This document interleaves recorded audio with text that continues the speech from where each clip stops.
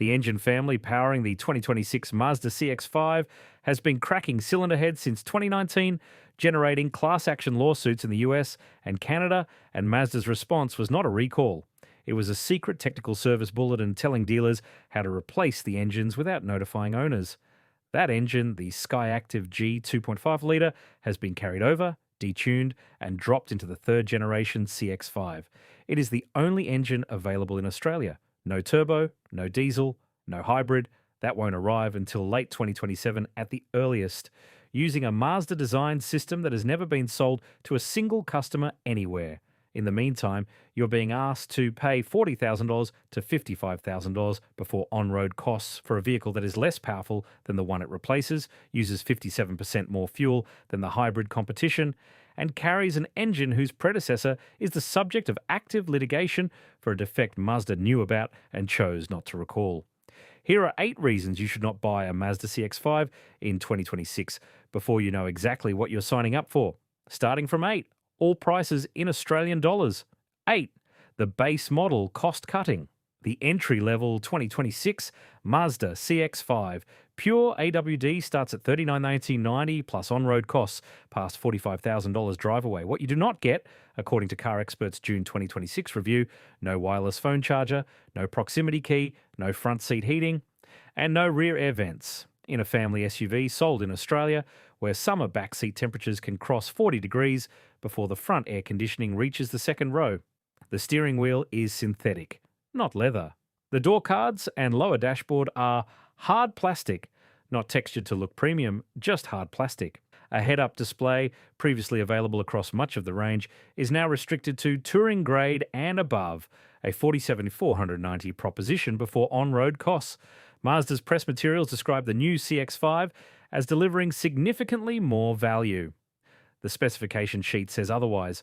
What it actually delivers is a base model that costs more than the outgoing equivalent and has been stripped of the features that made the CX-5 feel premium. 7. The touchscreen gamble. Mazda spent a decade building its reputation on one specific interior design decision: the rotary controller, that aluminium dial on the center console that let you scroll through menus, select music, adjust navigation, and change vehicle settings without taking your eyes off the road and without smearing fingerprints across a screen. Automotive journalists praised it. Owners loved it. It was Mazda's signature differentiator in a market where every other manufacturer was chasing Tesla's minimalist touchscreen aesthetic. It is gone. The 2026 Mazda CX-5 has eliminated every physical control from the dashboard except the demister buttons, the hazard lights, and the steering wheel switches. Everything else, climate controls, audio, navigation, drive modes, vehicle settings, lives on the touchscreen. Car Magazine UK described the result as almost totally devoid of buttons and concluded that losing the rotary controller feels like a misstep, a view shared by 2 different reviewers from 2 different generations. The screen itself is good. A 12.9-inch unit on most grades, a 15.6-inch display on the Akira flagship. It is sharp, responsive, and runs quickly. But the ergonomic cost is real. Changing the cabin temperature while driving now requires looking at the screen, locating the climate bar at the bottom, and tapping a precise target rather than reaching for a physical dial that your hand could find by touch alone. Changing drive modes requires navigating a menu on the instrument cluster that, according to CarExpert, has a noticeable delay that can cause you to select the wrong mode when you try again. And here is the detail that tells you everything. Mazda's European market CX-5 offers Google built-in, an Android-based operating system with Google Maps, Google Assistant, and access to the Google Play Store. The Australian market CX-5 does not. It runs Mazda's own interface. You are getting a touchscreen-first car without the touchscreen operating system that makes touchscreen-first cars usable. You are getting the hardware without the software that justifies the hardware's existence. This is not a deal-breaker. But if you are someone who values being able to adjust the temperature without looking away from the road, and every driver should value that, the 2026 CX-5 has traded safety for screen size. Mazda replaced a system that reviewers and owners consistently praised with a system that nobody asked for and that does not work as well. That is not progress. That is cost-cutting dressed as modernity. 6. The 6-speed Time Capsule. The 2026 Mazda CX-5 uses a 6-speed automatic transmission. It is the same transmission architecture Mazda has been using for more than a decade. It is smooth. It shifts cleanly. It holds gears well in corners. Mazda's engineers have tuned it beautifully. It is also, in 2026, wildly outdated. Now, the Toyota RAV4 Hybrid uses an ECVT that returns 4.7 litres per 100 kilometres. The Hyundai Tucson Hybrid uses a 6-speed auto paired to a turbocharged hybrid system, returning 5.3 litres per 100 kilometres. The Kia Sportage Hybrid uses a similar setup. The Nissan X-Trail e-Power uses a series hybrid that eliminates the transmission entirely. The Mitsubishi Outlander PHEV uses a twin electric motor setup. Every major competitor has moved to electrification, and with electrification comes a gearbox that is designed for the 2020s, or, in the X-Trail's case, no gearbox at all. The Mazda CX-5 uses a 6-speed conventional automatic bolted to a naturally aspirated 2.5-litre engine with no electric assistance. Combined fuel consumption on the official cycle is 7.4 litres per 100 kilometres. In the real world, as the UK's Car Magazine confirmed on both Spanish and Scottish test routes, it is closer to 8.1 to 8.5 litres per 100 kilometres. To be clear, the 6-speed auto is not unreliable, it is not unpleasant to use, it is simply the transmission of a vehicle from 2013, and in 2026, every competitor has moved on. The gearbox itself is not the problem is what it represents. Mazda chose not to invest in a new transmission because the CX-5 platform is an evolution of the old one. 5. The turbo they killed. The previous generation Mazda CX-5 offered a 2.5-litre turbocharged petrol engine. It produced 170 kilowatts and 420 newton meters of torque. It turned the CX-5 from a competent family SUV into something that was genuinely enjoyable to drive, the kind of vehicle where a freeway on-ramp became something you looked forward to rather than something you endured. It was the engine that made automotive journalists describe the CX-5 as the driver's choice in the mid-size segment. It is gone. The 2026 CX-5 range offers exactly one engine, a naturally aspirated 2.5-litre four-cylinder producing 132 kilowatts and 242 newton meters of torque on 91 octane regular unleaded.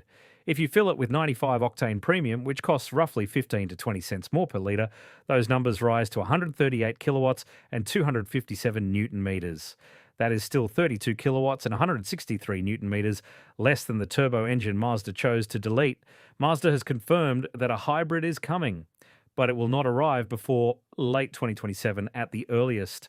And Mazda has explicitly stated that it will not use the Toyota-sourced hybrid system found in the US market CX-50. It will be Mazda's own design, built around the Skyactiv Z engine that has not yet been launched in any production vehicle globally. A first-generation hybrid from a manufacturer whose hybrid track record in the Australian market is zero.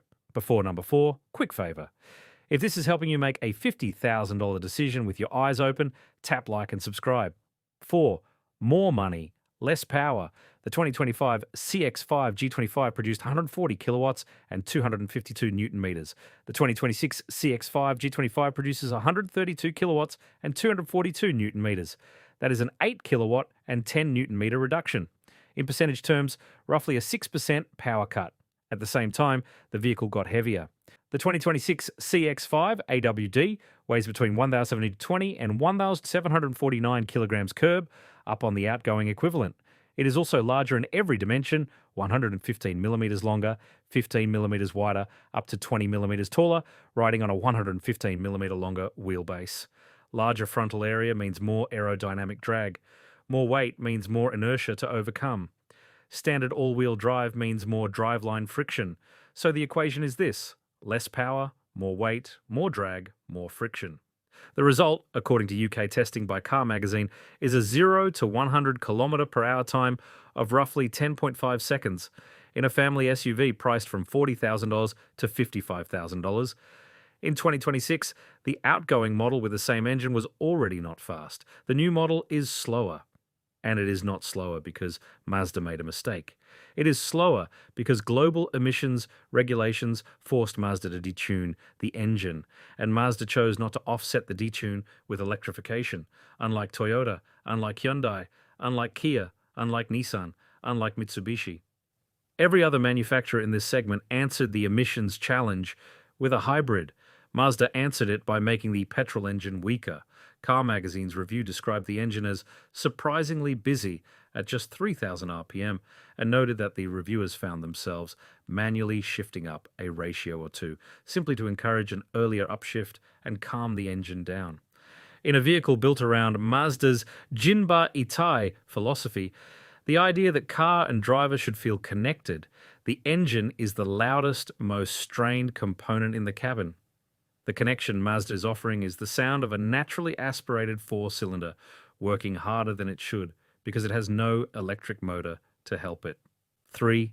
No hybrid, no excuse. Toyota launched the 6th generation RAV4 in early 2026 with hybrid power across the entire range. Every single RAV4 sold in Australia is now a hybrid. The Hyundai Tucson hybrid has been on sale in Australia since 2024. The Kia Sportage hybrid arrived in 2025. The Nissan X-Trail e-Power has been available since 2023. The Mitsubishi Outlander PHEV is the best-selling plug-in hybrid in the country. The Haval H6 hybrid is Chinese here now and cheaper than the CX-5. The 2026 Mazda CX-5 is none of those things. It is a purely petrol-powered vehicle with no electric motor, no hybrid battery, and no electric-only driving mode. It is mechanically identical in concept to the CX-5 that launched in 2012. 14 years of automotive evolution have passed since the original CX-5 debuted. 14 years in which hybrid technology went from niche to mainstream, battery costs dropped by over 80%, and every single competitor in this segment either launched a hybrid or made it standard. Mazda did none of those things. The fuel consumption numbers quantify the gap. The CX-5 is rated at 7.4 litres per 100 kilometres on the combined cycle. The RAV4 hybrid AWD is rated at 4.7 litres per 100 kilometres. That is a 57% difference. At Australian fuel prices, roughly 1.85 per litre for 91 octane, a CX-5 owner driving 15,000 kilometres a year will spend approximately $250 on fuel. A RAV4 hybrid owner covering the same distance will spend roughly $1,300.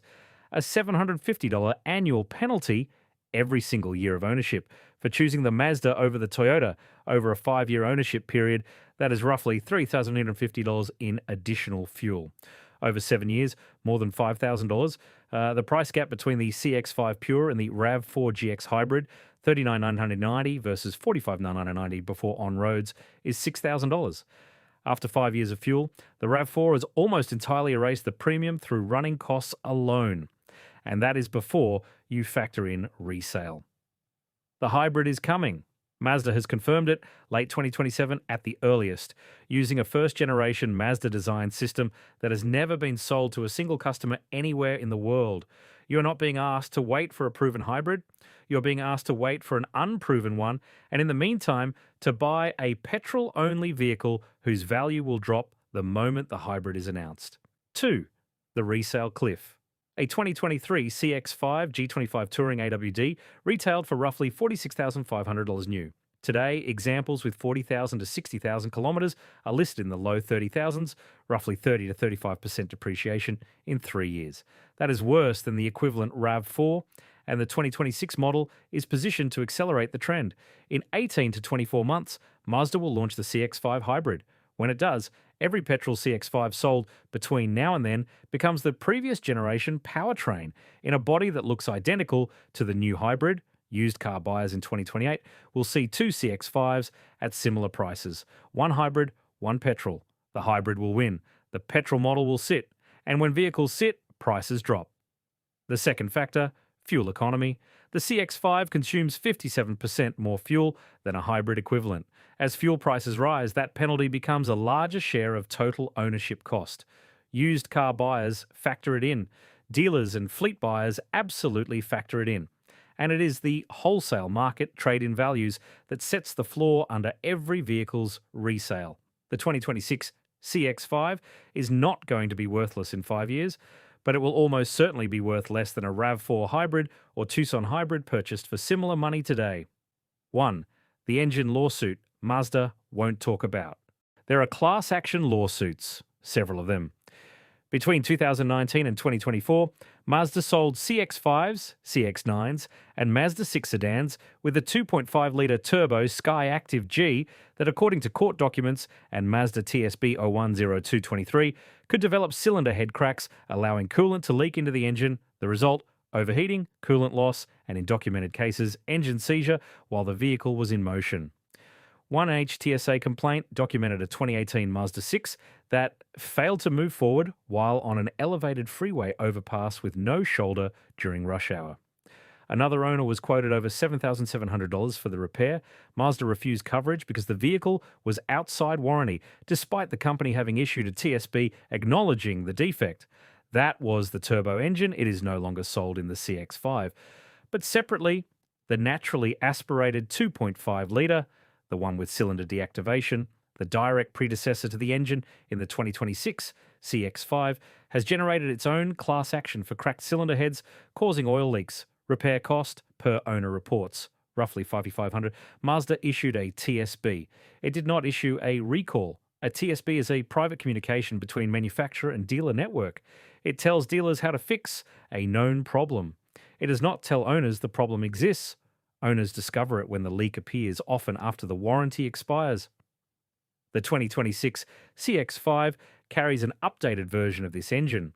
Mazda says it has been revised, but Mazda also said the original was fine until it issued the TSB, and said the revision was fine until the class action filing.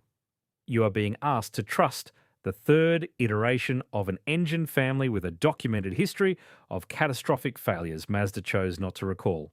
That is not speculation, that is the public record, and it is the single most important thing the dealership will not put in the brochure.